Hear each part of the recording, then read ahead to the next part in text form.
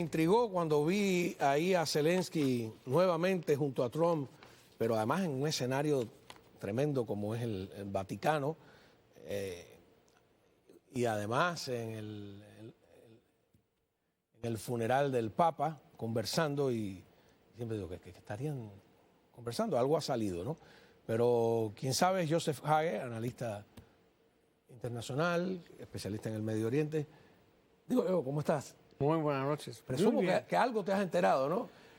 Mira la foto, vamos a poner en primer lugar la foto que hay detrás de él. Es una foto tremenda en un contexto geográfico e histórico tremendo, ¿no? Claro, y digo, gracias a los obispos ahí, o el cardenal que le dio este rinconcito, no es rinconcito, es en plena plaza para que se sienten y hablen los dos, porque llegaron a un momento a donde Vladimir Putin está jugando la pelota con los dos. De un lado dice que quiere la paz, del otro lado está tirando todas las noches ataques hacia Kiev. Ajá. Hasta que resultó que hasta el mismo presidente le dijo basta ya.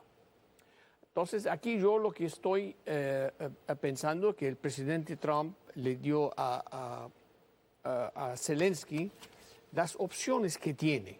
Él sabe, Zelensky, que las opciones que tiene, sin el apoyo de Estados Unidos, él no puede seguir. Con los europeos a solas no pueden seguir. Además, que si Estados Unidos se retira y encima se retira Starlink, Starlink es la línea de oxígeno para Ucrania. La única red de internet que tiene para el ejército, para los drones, para los satélites, todo eso viene a través de Starlink y no hay sustituto en Europa. Entonces, el presidente debe haberle dicho, mira, si tú puedes seguir con este apoyo que te damos de armamento, no sé qué es lo que puedes hacer? No puedes liberar, no puedes liberar solo. Si liberas el este de Ucrania, ¿vas a poder liberar a Crimea? No, tampoco. Entonces, Estados Unidos no está dispuesto a poner ejército en el territorio ucraniano. Si no, eso va a causar una tercera guerra mundial. Una vez que participe Estados Unidos y los aliados de la OTAN, es una tercera guerra mundial, no tiene otra salida. Entonces, sacrifica un poco con lo que tiene Putin ahora y te garantizamos el resto de una manera u otra.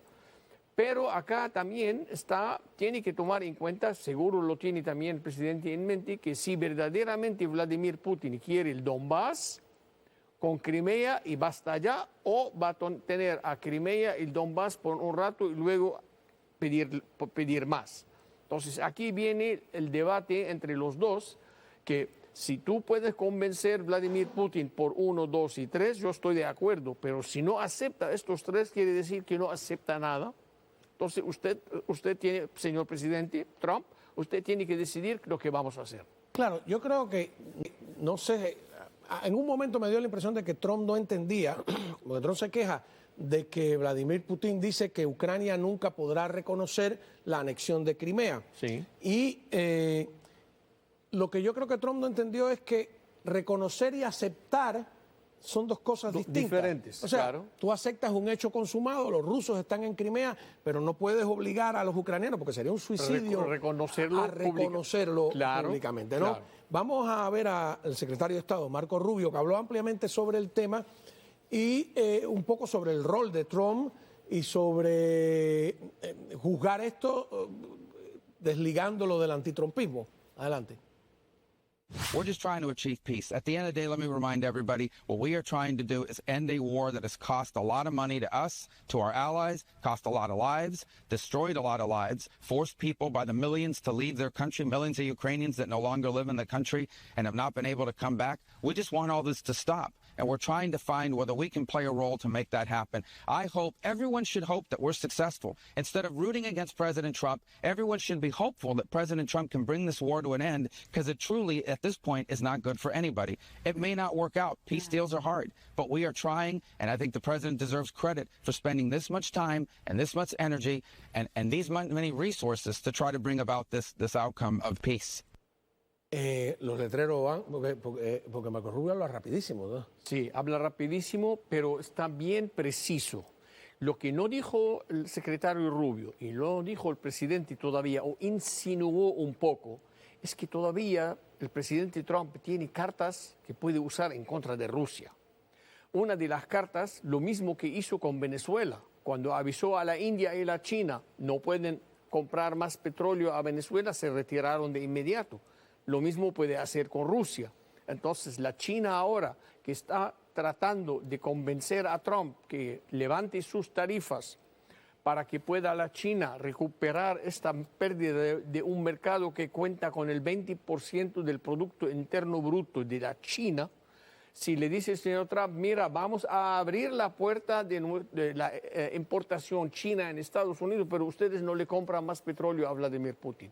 La India no hace falta amenazarla con nada. El hecho de que es el aliado de Estados Unidos lo va a hacer. Si se queda, estoy hablando de una sola cosa, si se queda Vladimir Putin sin el dinero de China, sin el dinero de la India, ¿cómo va a financiar la guerra?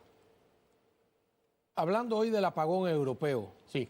sobre todo el de España, que fue España todo, hasta el día, todo hasta el país. ahora, Todavía sigue. Sigue, sí. No sé, cuando empezó el programa era casi un 30% del país todavía sin luz.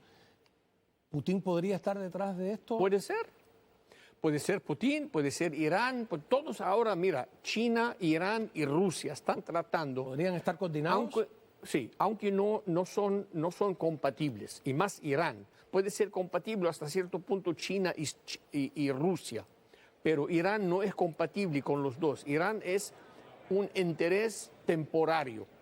Porque Irán sabe que ni la China ni Rusia quiere que tenga un arma nuclear. Y la China y la Rusia saben que Irán, el día que tenga un arma nuclear, no va a permitir ni la Rusia ni la China de amenazarla o presionarla. Entonces, Irán está ahora jugando un papel entre los dos con que vender un poco de petróleo a la China, con lo que compra China de Rusia también. Pero esto puede afectar con una presión estadounidense, que si la China le compra petróleo no puede hacer más negocio en Estados Unidos. Y lo hizo la vez pasada y salieron todos de Irán, quedó Irán en bancarrota. Pero cuando llegó la administración del señor Biden, como que aflojaron las sanciones y volvió a Irán a recuperar parte de la venta en la clandestinidad, ni siquiera oficialmente. Tú sabes que al principio del programa me di cuenta que yo estaba diciendo que llevan 9 horas sin luz. No. Fue a las 12:12 a las 12 del día de ellos. Ahora claro. son las 3 de la mañana. Sí. O sea, llevan 18 horas. ¿Por dónde va? A las 18 horas creo que ahora es que han repuesto el 80%. A ver qué dicen los titulares. España restablece ya más del 82% del suministro eléctrico. 18 horas después, ¿no? Porque a ver, Sí, si de 12 a 12... Sí. Hay 12 más 3, no, a ver, no. En camino hacia aquí, 15 horas. Vi una declaración del primer ministro Sánchez diciendo que está al tanto, va a inspeccionar, va a hablar, ya sabe cómo hablan estos primer ministros, que él va a estar al pendiente de lo que está pasando. Pero Está muy desconcertado. Claro. No solo fue una sorpresa, no la no solo esperaba. el pueblo, sino también los políticos. Hasta ahora no tienen una explicación clara. Ya volvemos. Bueno, ¿qué pasó en este puerto de Irán donde hubo una explosión, un fuego, y algunos se están preguntando si fue un accidente, si fue un sabotaje, etcétera? Seguimos hablando con Joseph Hage, analista internacional, especialista en el Medio Oriente. ¿Qué pasó? Mira, la explosión definitivamente es de un explosivo que se usa para los misiles balísticos, que Irán importa para montarlo adentro de los misiles balísticos. Ahora, si la causa de explosión es sabotaje, nunca se lo va a decir Irán. Irán va a decir que fue un accidente. Pero para la cuestión del sabotaje vamos a esperar lo que dicen los israelíes después, o los americanos, o cualquier parte adversaria a Irán. Lo que sí sabemos que este puerto, Bandar Abbas, es un puerto de los más importantes que tiene Irán, porque de ahí llega más del tercio de toda carga que entra a Irán, y en la misma parte de otro lado es a donde sale el 80% del petróleo iraní. Entonces, si es un accidente de un maltrato al contenedor que tenía los explosivos, esto es una ¿cómo se llama?, equivocación garrafal que no tiene perdón, porque hubo muchas vidas y están aumentando el número de vidas. Parece van descubriendo gente adentro del puerto o debajo de los contenedores. Pero lo que siempre hay que pensar en Irán, que podría ser sabotaje, porque los iraníes cuando hay sabotaje no reconocen. Por ejemplo, hace 2 semanas, Estados Unidos hundió un barco de transmisión que estaba en las afueras del agua territorial de Yemen, dándole todo tipo de información a los hutíes de los aviones americanos, de los misiles, de los antiaéreos, todo lo que es. Entonces parece que Estados Unidos fue y lo hundió. Irán dijo que no tuvimos ningún barco en el Mar Rojo, en el Golfo de Adén, y Estados Unidos anunció que nosotros no hundimos ningún barco. Pero los noticieros de la zona que vieron en vivo, en directo, de los países árabes que están en la región, no sé qué, aseguran de que fue hundido un barco iraní en la región. ¿Estados Unidos lo negó? Estados Unidos dijo no sabemos nada nosotros del tema. Pero fíjate que a los cubanos todo eso nos parece muy raro, porque venimos de un sistema donde alguien se caía porque le había caído mal el almuerzo y era la CIA, por ejemplo. Claro. Ajá. Entonces es al revés el concepto. Ellos consideraban todo un sabotaje, un atentado. Hay un evento importante en la historia de los años 60 que es un barco, la Cubre, que era un barco yo creo que francés que venía cargado de armas y que evidentemente pasó un accidente, explotó. Y claro, el régimen montó un show de que había sido un atentado porque ellos tenían derecho a armarse, etcétera, etcétera. Y incluso fabricaron en algún momento autoatentados para victimizarse, ¿no? Y me dices que la estrategia de Irán es al revés, ¿por qué? Porque los haría ver débiles. Claro, débiles ante sus aliados y débiles ante su pueblo, porque el pueblo está muy alterado en Irán, en las calles.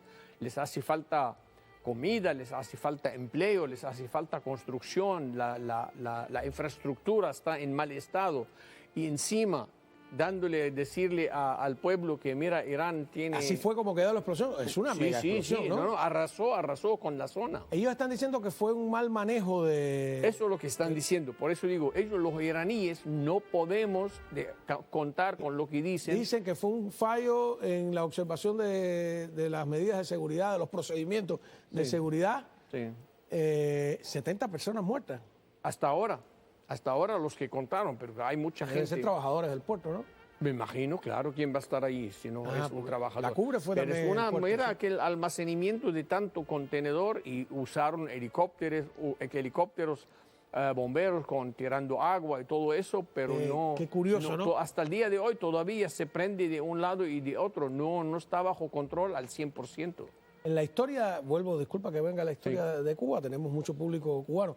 Hay otra historia de victimización muy interesante, que es un barco norteamericano que estaba en la bahía de La Habana, el Maine, en Cuba decimos el Maine, estaba de visita. Cuba era española todavía y explotó. La teoría extendida es que los norteamericanos autoexplotaron el barco, que es una teoría conspirativa, para tener una justificación de declarar la guerra a los Estados Unidos, cosa que es falsa porque es España quien le declara la guerra a los Estados Unidos, que es un detalle que mucha gente no sabe. Y además que es una teoría conspirativa que se repite, como que Pearl Harbor también se lo dejaron para tener el pretexto de declarar la guerra a Japón. Hay gente que dice que las Torres Gemelas también. Esa historia de los autoatentados, ¿no? Y todo indica a la larga que igual, o un mal manejo, o un accidente. Hay una teoría de que fueron los independentistas cubanos para que Estados Unidos entrara en la guerra. Lo que es falso totalmente es la teoría, que no había oficiales en el barco, solo soldados, marinos. En el círculo de Cristóbal Colón, en el Parque Central de Nueva York, hay un monumento al mar. Este buque, ¿no? Hecho por los familiares. están los nombres de la cantidad de oficiales. Mira ahí en la Bahía de La Habana, 1898, los restos. La cantidad de oficiales que murió, Claro. decenas de oficiales. Pero todo eso Lo mismo como se falsifica, la ¿no? teoría del 9/11, que no había ni un judío en el Twin Tower porque sabían por adelantado. Ajá. Cosas así. Es que estas son gente que se dedican a eso. Las propagandas en contra para hacer odiar a un grupo o a un país o a una nacionalidad. Y esta gente trabajan.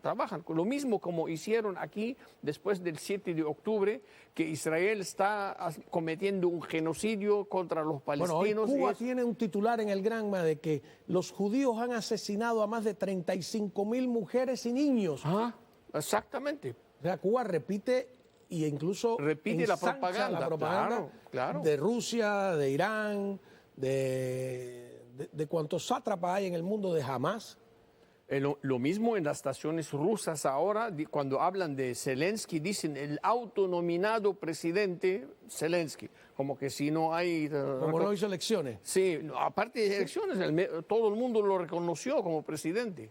Así que, bueno, estas son las propagandas. Pero en Irán hay que tomar por eso Estados Unidos no dijo nada del barco de transmisión, porque lo mejor Irán desconoció el barco. Ahora puede Irán decir, bueno, el barco no era nuestro, este era de los hutíes que lo hundieron. Ya, ahí termina. La sociedad civil, vamos a llamarle así, iraní, es más fuerte de lo que creemos. La gente protesta, sale a las calles. Mi pregunta es, ¿cuánto ha logrado en control el régimen iraní? ¿Es imposible derrocarlo? No, no es imposible. Lo que pasa que en un gobierno dictatorial, si tiene Autocrático, además.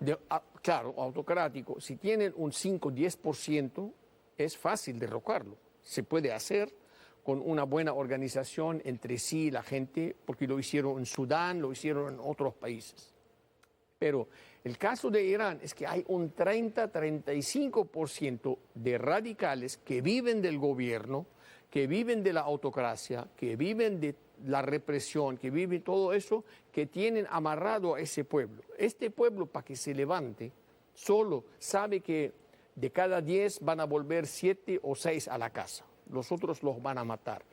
Pero ellos a futuro, si no ven que hay un apoyo, que si sacrifican a 3 o 4 en la calle, los 6 que quedan, si pueden llegar al poder, están de acuerdo. Lo mismo, casi una historia parecida en Venezuela.